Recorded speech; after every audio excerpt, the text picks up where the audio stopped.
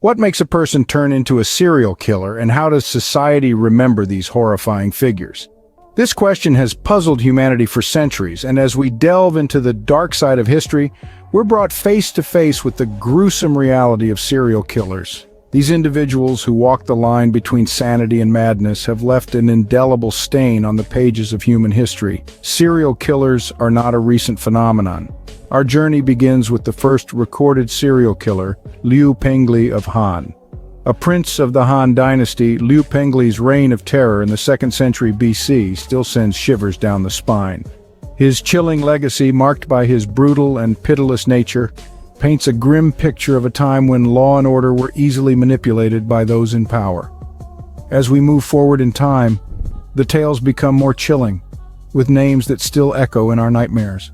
Fast forward to the 19th century, where the term serial killer began to take shape with the infamous Jack the Ripper. This shadowy figure, who prowled the streets of London in the late 1800s, remains unidentified to this day, his crimes unsolved. Jack the Ripper's gruesome exploits marked a chilling turn in societal awareness, his string of murders sparking widespread fear and fascination. This was the grim birth of the modern serial killer. As the 19th century gave way to the 20th, a new monster emerged on the shores of America. H.H. Holmes, the country's first documented serial killer, built a literal house of horrors in Chicago. His elaborate murder castle, designed with trap doors and secret passages, instilled a chilling realization.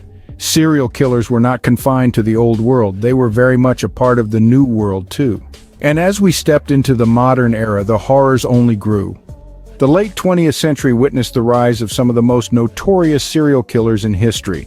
Among them were Ted Bundy, Jeffrey Dahmer, and John Wayne Gacy, a terrifying trio whose crimes shook the world and left an indelible mark on our collective psyche.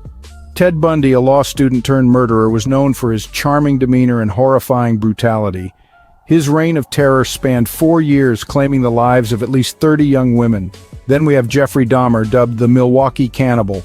His gruesome acts of violence and his unnerving fascination with human anatomy left the public in a state of shock and fear.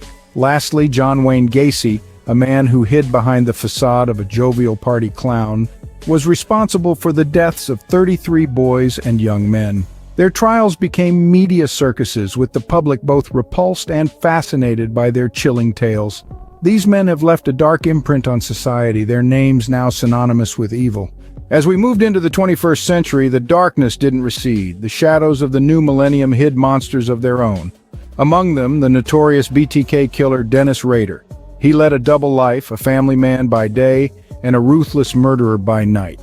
His reign of terror lasted for over 3 decades, with his capture in 2005 sending shockwaves across the globe. Then there was the Green River Killer, Gary Ridgway. His heinous acts, spanning nearly 2 decades, earned him the dubious distinction of America's most prolific serial killer. Caught in 2001, Ridgway's capture brought a grim chapter to a close. These cases, among others, serve as stark reminders of the monsters that lurk among us. Despite the passing of time and advancements in technology, humanity's capacity for evil remains, a chilling reminder of the dark side of our history.